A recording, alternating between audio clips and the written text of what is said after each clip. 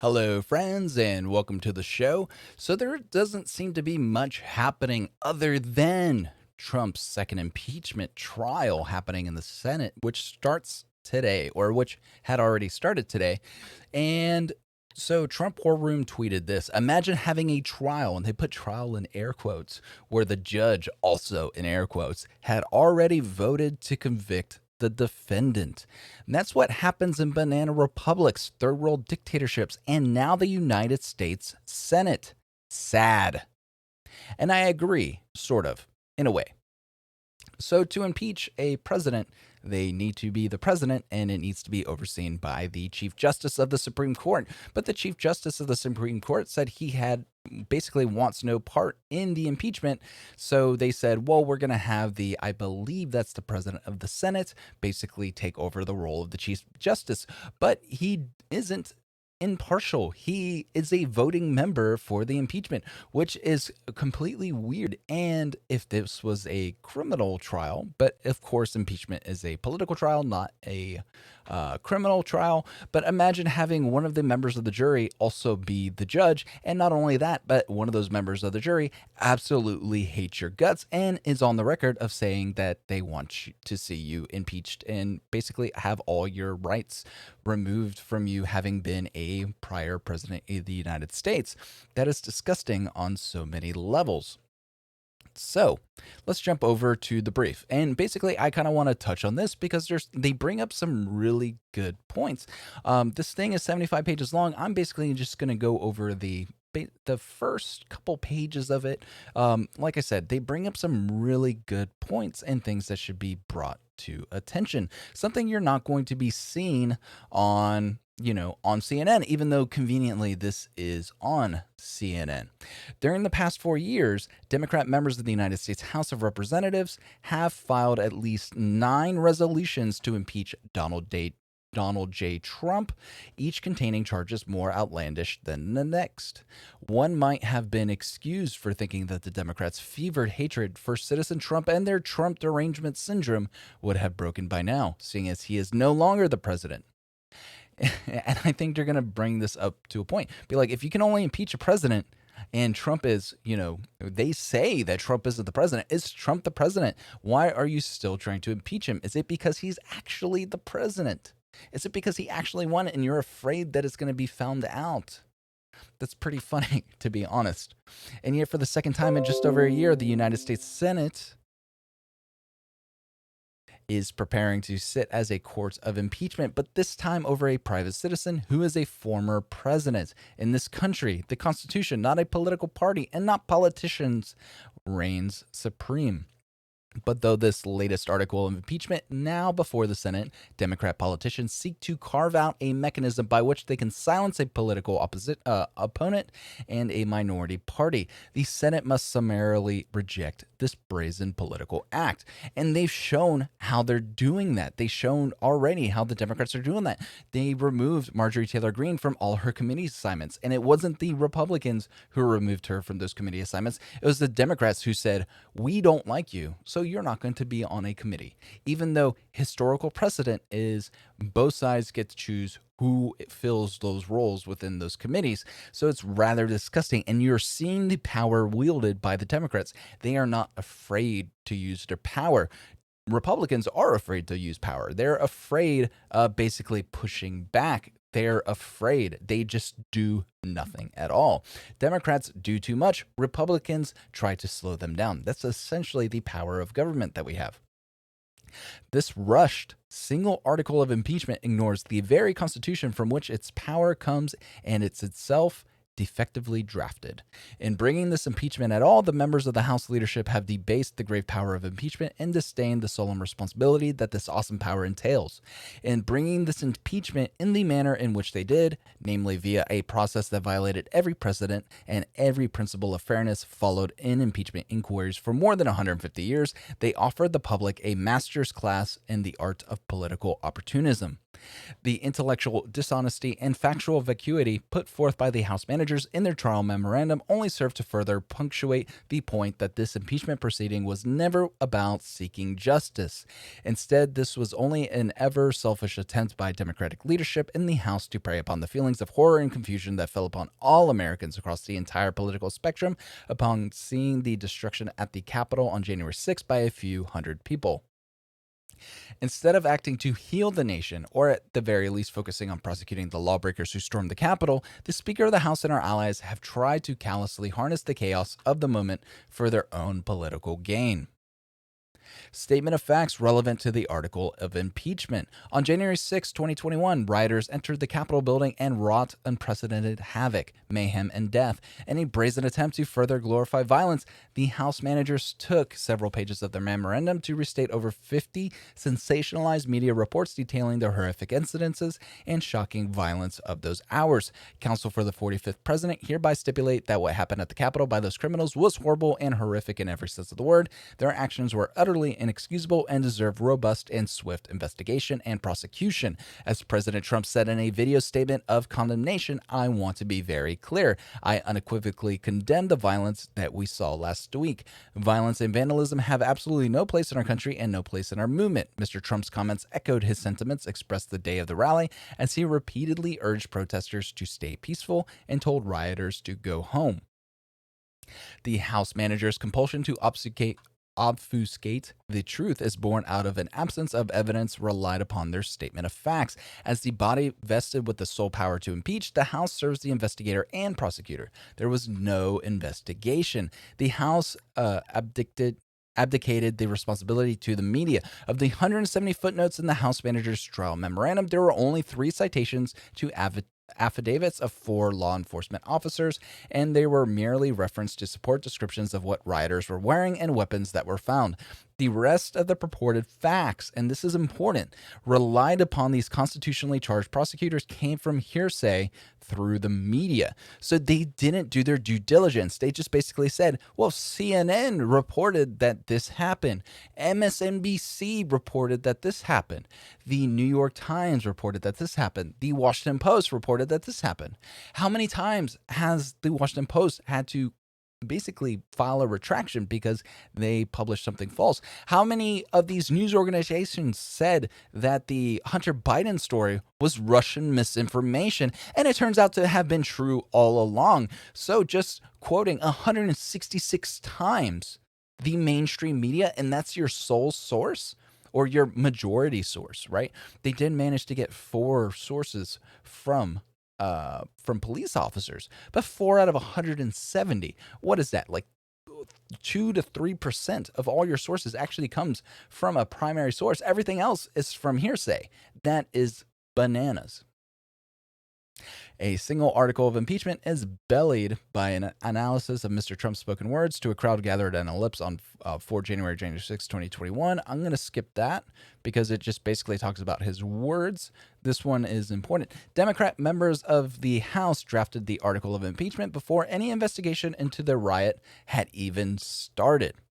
Democrat members of the House Judiciary Committee publicly admitted that they began drafting the article of impeachment moments after angry extremists breached the doors of the Capitol. The very next day, Speaker Nancy Pelosi and Senate Democratic leader Chuck Schumer called on Vice President Pence to invoke the 25th Amendment, concluding without any investigation that Mr. Trump incited the insurrection and continued to pose imminent danger if he remained in office as president. 5 days later, on January 11th, 2020, House Democrats formally introduced House Resolution 24. On January 12th, Speaker Pelosi announced that 9 representatives who would serve as impeachment managers. 1 day later, January 13th, the House Democrats completed the fastest presidential impeachment inquiry in history and adopted the article of impeachment over strong opposition with zero due process afforded to Mr. Trump against constitutional requirements and centuries of practice. So I would care to venture that Chuck Schumer should recuse himself from being a voting participant in the impeachment trial that's going on today, because he said that Trump should be impeached, that Trump should have had the 25th Amendment invoked upon him. He is definitely not interested in the facts. If he was interested in the facts, he would have kept his mouth shut. But no, of course you can't. These disgusting politicians can't keep their mouth shut for more than 5 minutes because they would lose attention. The House manager's statements of facts outlines a narrative irrelevant to the facts alleged in support of a single article of impeachment. The House manager spent nearly 35 of their 77-page trial memorandum rehashing stories written by the media of mischaracterized statements attributed to Mr. Trump many months before Mr. Trump addressed the crowd at the Ellipse in Washington. Law enforcement had reports of a potential attack on the Capitol several days before the President Trump's speech. Despite going to great lengths to include irrelevant information regarding Mr. Trump's comments dating back to August 2020 and various postings on social media, the House managers are silent on one very chilling fact. The FBI has confirmed that the breach at the Capitol was planned several days in advance of the rally and therefore had nothing to do with the President's speech on January 6th at the Ellipse.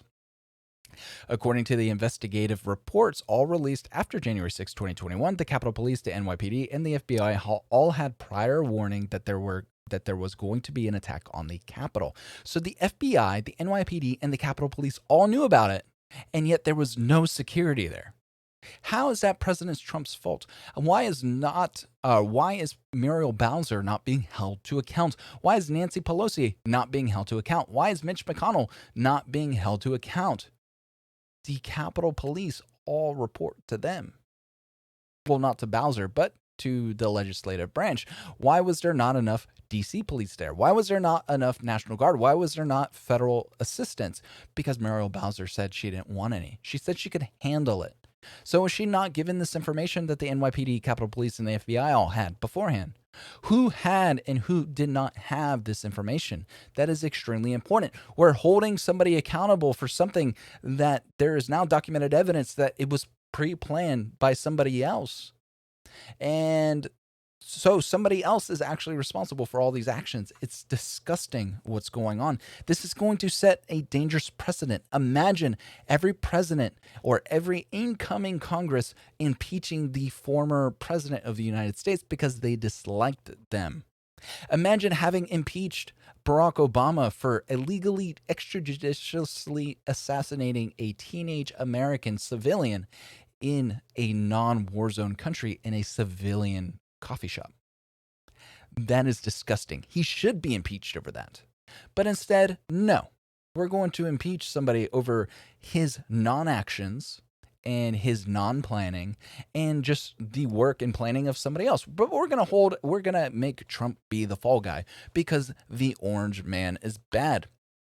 Embarrassingly enough, even members of the Democratic leadership themselves have admitted on the record, albeit subsequent to January 6, 2021, that they believe the riots were pre-planned, with some, including Representatives James C. Clyburn, the House Democratic whip, going so far as to accuse fellow House members of coordinating and planning the attack in advance as co-conspirators. So that's important. So if you have House members or members of the Senate as co-conspirators to these riots, how did Trump single-handedly do that? Why is this not a mass impeachment? Why is this not just a giant witch bonfire? Just hold everybody accountable at the same time, friends. Let's prove them all wrong. But instead, you're attacking one person who there is now evidence that they had nothing to do with actually what's happening. And if that's the case, then this impeachment is a sham. You're just going after him because you don't like him. I understand that impeachment is a political process and not a legal process, but it still sets a precedent that the Democrats are not going to like, just like the precedent they set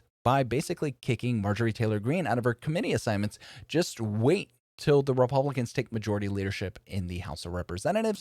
And what'll happen when they say, you know what, Ilhan Omar and Rashida Tlaib, you have both have actively used anti-Semitic rhetoric while as members of Congress, you shall no longer be allowed to be on committees because you are anti-Semites. And we cannot have that on our committees in the House of Representatives until you repent, until you learn a lesson from your actions, then you can no longer sit on a committee. Because the difference, like I've said before, the difference between Marjorie Taylor Greene and Ilhan Omar and Rashida Tlaib is Marjorie Taylor Greene said all these things as a private citizen, and then she was voted into office. Rashida Tlaib and Ilhan Omar said these things while as members of Congress. They made anti-Semitic statements while members of Congress.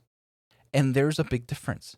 So Congresswoman Omar, Congresswoman Tlaib making anti-Semitic statements is disgusting.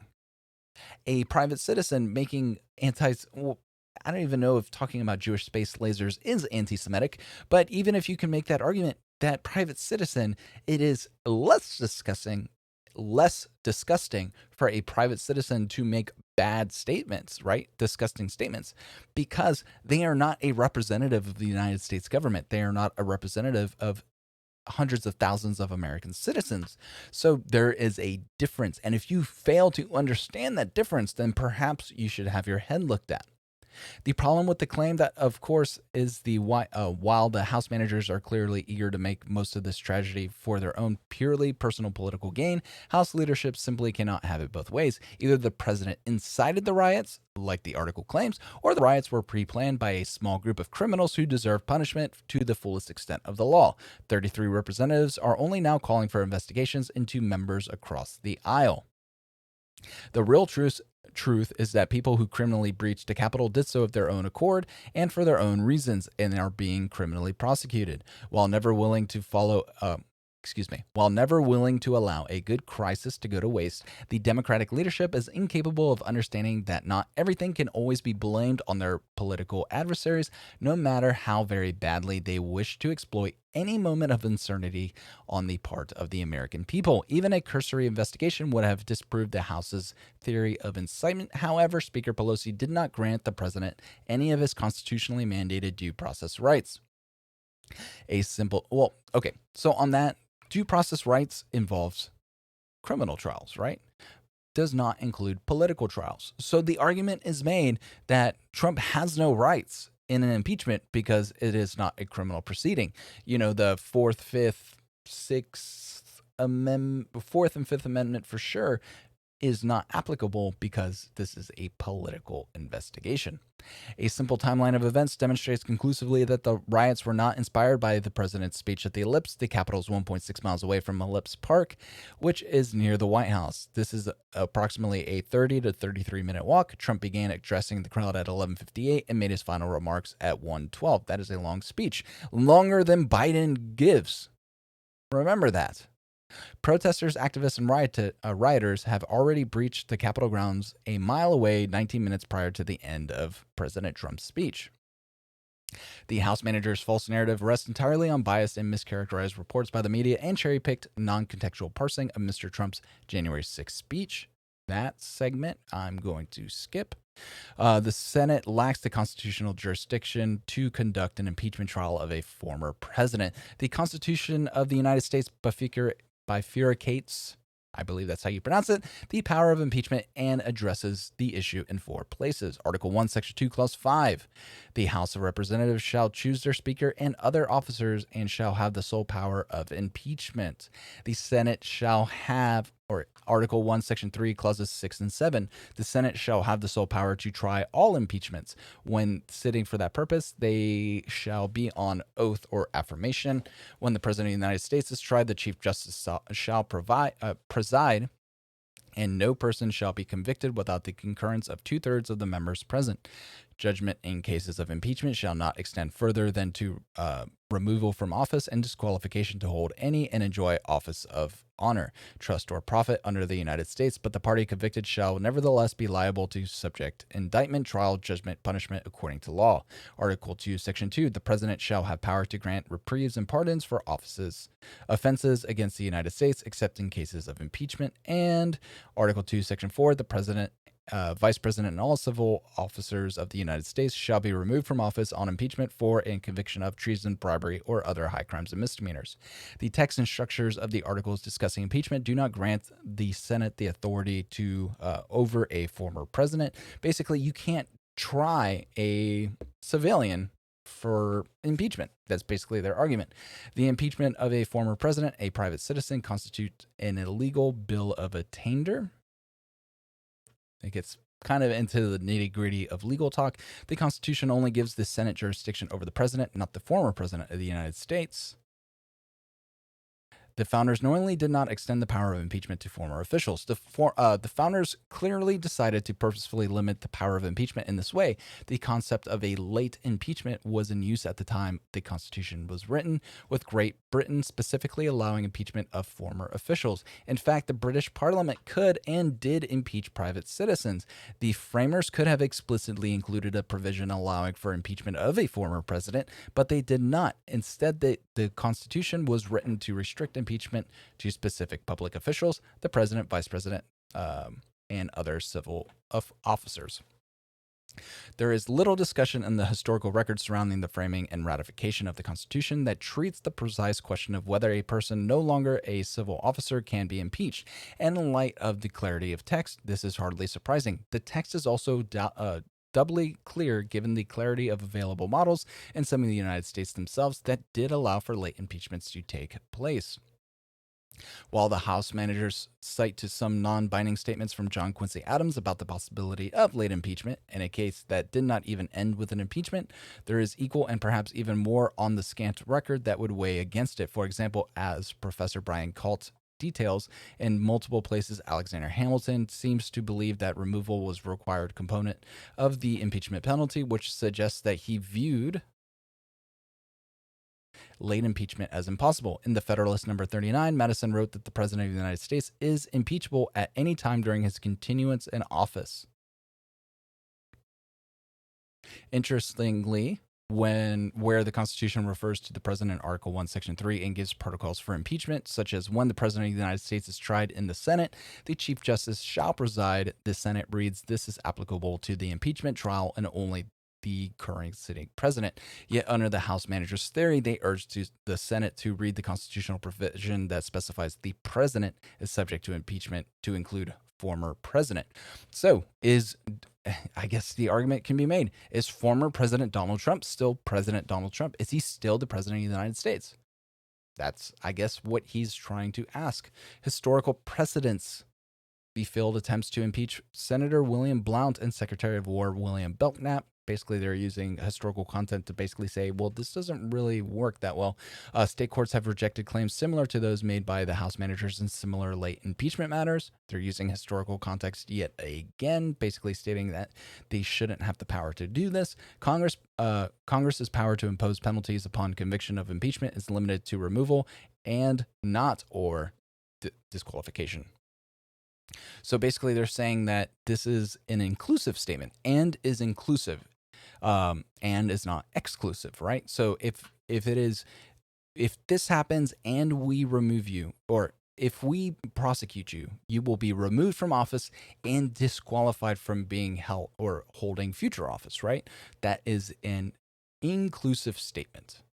An exclusive and, which legally has precedent, but then as soon as it was appealed, it was immediately shot down because the judge looked at it and said, really? You're using an exclusive and? No, that doesn't work. It's and is inclusive. If we're changing the meanings of words, then we can't have law. We cannot have a country. We cannot have a constitution. If you're reading and as an or, right? And is not or. If they wanted to use the word or, the founding fathers would have used the word or in the Constitution. It would stand to make sense. So basically, you will be removed and you will be disqualified, not you will be removed or you'll be disqualified. It is not or, it is and. Both things must happen. So if you cannot be removed from office, you cannot be disqualified from being from holding future office because you currently do not hold current office. Does that make any sense? The Constitution grants Congress only the power to remove a person's right to run for office when it is part of the process of removal from office. Basically, they said it in a more eloquent way than I did. And that is a long section talking about that, but I guess it is pretty important to bring that out.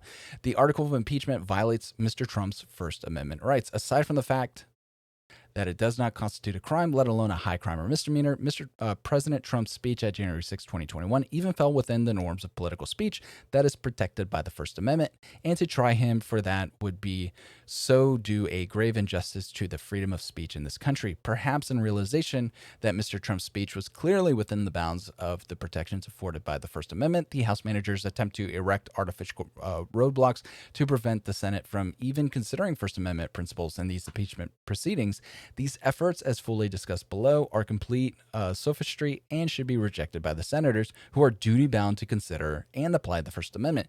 So the House managers are basically saying, well, we're not going to talk about the First Amendment, and you are not allowed to bring it up either, which is disgusting. It is the First Amendment. It is one of three things that we are afforded, that we are promised from the Constitution. We are promised the right to free speech, free exercise of religion, and freedom of the press, right? That is one. Two, we are granted the right to keep and bear arms. That is explicitly stated. That is our right. And three, we have a right to drink alcohol. We have three explicit rights. And then we have a bunch of implicit rights, right? So we have rights to trial by jury, in unlawful search and seizures. We have rights to protections against that, all that stuff. But we have three explicit rights that we for certain have. We have the right to speak our words, we have a right to arm ourselves, and we have the right to drink alcohol. And the fact that the House impeachment managers are basically saying the First Amendment doesn't apply to the President of the United States, they can go suck a lemon. The Senate cannot disregard the First Amendment and the Supreme Court's long established free speech jurisprudence. That's a pretty long thing about that. Mr. Trump, as an elected official, has First Amendment rights to freely engage in political speech. So basically, I think they'll be using something along like the free speech and debate clause so basically that says that the president of the United States can't punish a member of Congress for the speech that they give while in the House or the Senate.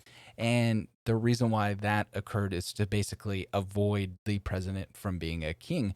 But that should also swing both ways, in my opinion. The president should be able to say things without being punished from his political opposition in the House and the Senate. It looks like, we're only about halfway through this. Mr. Trump's speech was fully protected by the First Amendment, so they keep basically hammering that his speech was protected by the First Amendment on multiple times. And I agree with that, but so incendiary speech is different from speech that incites, right? So you might say things that ruffles people's feathers. You might say things that, lastly, Mr. Trump's figurative use of the words fight or fighting have been used many times. None are impeachable. It is truly incredible that House Democrats' leadership is feigning horror at the president's choices of words, considering some of their own members in recent public comments. For example, in 2018, Speaker Nancy Pelosi held her weekly press conference in the Capitol Visitors Center in reference to a policy she disagreed with that the most powerful Democrat in the country said, "I just don't even know why there aren't uprisings all over the country. Maybe there will be." Was she advocating violence, sending a silent dog whistle to radical protesters? Should she be held accountable for extremist rhetoric and removed from office? As political violence grew last summer, Representative Ayanna Pressley went on national TV and said there needs to be unrest in the streets. Should we hold her liable to pay for all of the businesses that were destroyed when people heeded her call and removed from office? And perhaps the most egregious call for physical confrontation, Representative Maxine Waters told a crowd at a rally that they should accost members of the government that they do not like. You think we're rallying now? You ain't seen nothing yet. Already you have members of your cabinet that are being booed out of restaurants, protesters taking up their house saying no peace, no sleep. If you see anybody from the cabinet in a restaurant, in a department store, at a gasoline station, you get out and you create a crowd and you push back on them and you tell them that they're not welcome anymore, anywhere. We want history to record that we stood up and that we pushed back and that we fought. So she used fought, she used push, we used go to their house. I'm sorry, but if you come to my house, I guess maybe because I live in the state of Texas, if you come to my house and you come onto my property, I would say you should get off my property for your own health and safety because there's probably not going to be a good outcome from what would happen from that. That is disgusting that you have politicians calling for protesters, for Antifa to go to people's houses. And this is where I disagree and agree with Josh Hawley. So Antifa went to his house and the police said, well, they seemed peaceful when they got there. It doesn't matter. He wasn't there. It was his wife and newborn kid. So if she was scared out of her mind that people were banging on her door and the police don't know what occurred before they got there. And that's the thing, right? So if you're not 100% sure of what's happening before you actually get there, don't say anything, police. All you're doing is giving the Democrats fuel, basically saying, oh, they're making a mountain out of a molehill. But it doesn't matter. You're at this man's house. He's not even home. It is his wife and kid. That is disgusting. You're calling for that to happen. What happens if they would have tried to light that home on fire? Because Antifa has a history of burning stuff down. What would happen if they would have died? Who would have been held responsible? Would Maxine Waters be held accountable? Because she explicitly stated that we need to go to these people's homes and let them know no justice, no sleep. That is disgusting.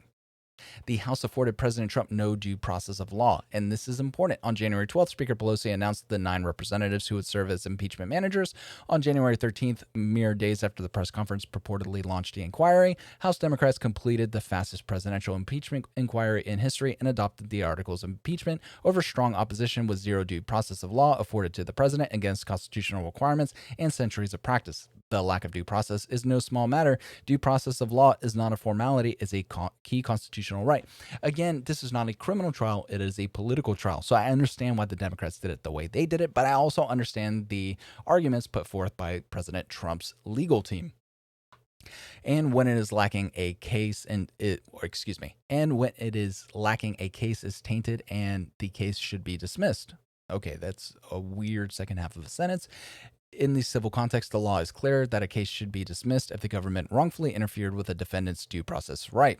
Again, this is not a criminal trial, and that the core procedural due process jurisprudence is the right to advance notice of significant deprivations of liberty or property into a meaningful opportunity to be heard.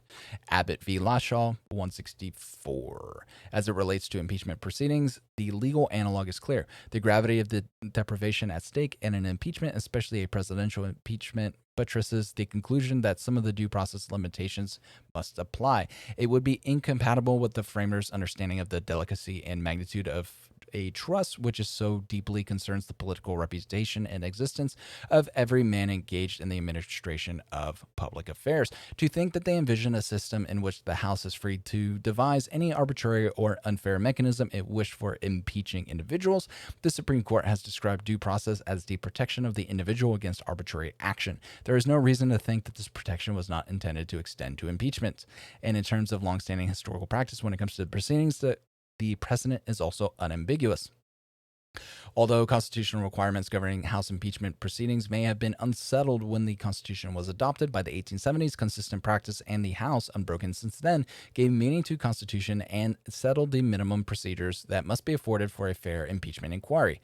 The framers who debated impeachment with reference to contemporaneous English impeachment of Warren Hastings knew that the House of Commons did hear the accused and did permit him to produce testimony before they voted an impeachment against him, and practice in the United States rapidly established that the accused in an impeachment must be allowed fair process. Although a few early impeachment investigations were ex parte, the House provided the accused with notice and an opportunity to be heard in the majority of cases, starting as early as 1818. Democratic members of the House have argued that then President Trump's alleged offense was so grave and that his power was so immense that there was no time to wait for the actual facts to come to light. In a crocodile tear-stained letter, Representative Ilhan Omar herself, no stranger to extremist rhetoric, exhorted her colleagues by saying, probably referencing her anti-Semitic statements, the urgency of this moment is real and we have to be courageous and unified in defense of our republic. Every single hour that Donald Trump remains in office, our country, our democracy, and our national security remain in danger. Congress must take immediate action to keep people of this country safe and set a precedent that such behavior cannot be tolerated. Of course, President Trump's term came to an end without the apocalyptic predictions of the all-seeing Representative Omar coming to pass. So, they bring up good points. If there is historical precedent that people who charges of impeachment are being filed against have had the right to speak for themselves. In both impeachments, Trump wasn't allowed to set forth evidence. The first impeachment was in secret in the basement of the Capitol building. This impeachment took a day. No evidence was allowed to be submitted by the defense. And why is that? If you're so confident in your case, why are you not allowing an actual exploration of evidence to occur? It is disgusting. As Speaker Pelosi told the country, she had to act now, so urgent was the matter. So urgent, of course, that instead of immediately sending it over to the Senate so that the president could have a trial and if convicted be removed, the speaker once again decided to act in a purely political manner, pretending that she was rushing the impeachment to protect the country from an imminent danger, and then waiting until the president was no longer in the White House to prefer the charge. The House actually took longer to transmit article impeachment to the Senate than it did to investigate and debate in the first place.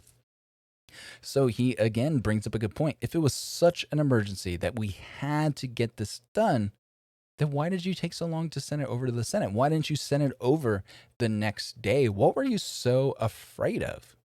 That is disgusting. And these pieces of garbage in government who have been there longer than I've been alive should no longer be in government. There needs to be term limits in place.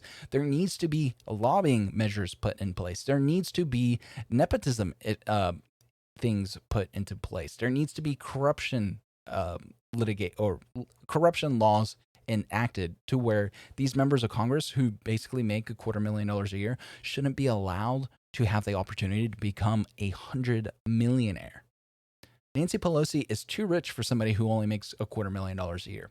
Nancy Pelosi invested millions of dollars, I believe, into Tesla. I don't know if it was millions or hundreds of thousands of dollars. I think it was $5 million, into Tesla right before Joe Biden conveniently signed an executive order saying that we're going to switch the government fleet to all electric vehicles. So she was having some inside baseball knowledge and was making trades based on that information, and yet no one's holding her accountable. In fact, everybody's saying, slay queen, keep slaying queen.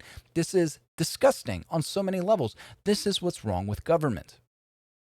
The article is structurally deficient and can only result in acquittal. So basically they're saying that the articles of impeachment don't really amount to anything, because if you actually go based on facts and reality, the impeachment shouldn't even be taking place. And if it shouldn't be taking place, then you have no choice but to acquit the former President Donald Trump. The article fails to state an impeachable offense as a matter of law. The articles of impeachment also fail because, as former D.C. Assistant Attorney General Jeffrey Scott Shapiro claims, the president didn't commit incitement or any other crime as it relates to the allegation in the article.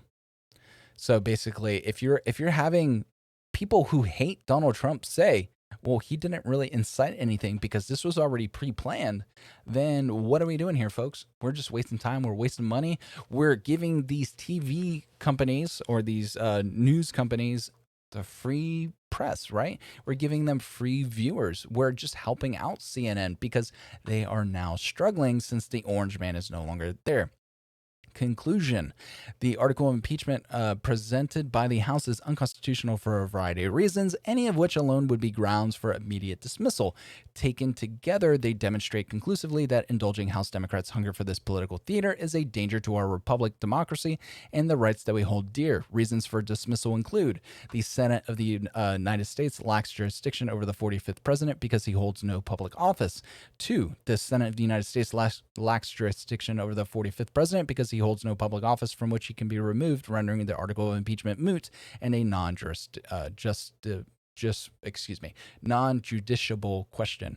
3. Should the Senate act on an article of impeachment initiated in the House of Representatives, it will have passed a bill of attainder in violation of Article 1, Section 9, Clause 3 of the United States Constitution. 4. The allegations of the article of impeachment are self-evidently wrong. 5. The House of Representatives deprived the 45th president of due process. 6. The article impeachment violates the 45th president's right to free speech. 7, the article is constitutionally flawed in that it charges multiple instances of allegedly impeachable conduct in a single article. The Senate should dismiss these charges and acquit the president because this is clearly not what the framers wanted or what the Constitution allows. Respectfully submitted, Bruce Castor Jr., David Schoen, Michael T. Vanderveen, counsel to the 45th president of the United States. So that seems pretty hard hitting, and it's a pretty legitimate argument in my opinion. And they actually backed it up in reality. They basically said, hey, if you're going to claim that Trump used incited violence, prove he incited the violence. But if he didn't, if you're saying that his speech at the ellipse incited that violence, yet things were pre-planned, then what he said had no fact in the matter, right? It had no influence on what was going on. If you're going to use biased news accounts as your primary sources, but it turns out that a lot of the things was just rhetoric and spin and not really based in reality, then your sources are flawed. Maybe this investigation should have taken place. Maybe you should have allowed the president the opportunity to submit his own evidence. Maybe we could be avoiding this whole farce, right? Because they're claiming that this is illegitimate because the president wasn't allowed to submit evidence. And if you were in such a rush to basically get this sent to the Senate, why did it take you so long to send it to the Senate? It took you longer to submit the articles of impeachment to the Senate than it did to actually pass the resolution impeaching Donald Trump, which is kind of disgusting and defeats the purpose of rushing it through to begin with. So that's going to be it for today, folks. I'm going to keep an eye out on things. If things start to catch on fire or meteor starts crash landing towards Earth, I'll post a video about that while hiding in a bunker. But until then, I'll see you all tomorrow. Have a good one. Bye.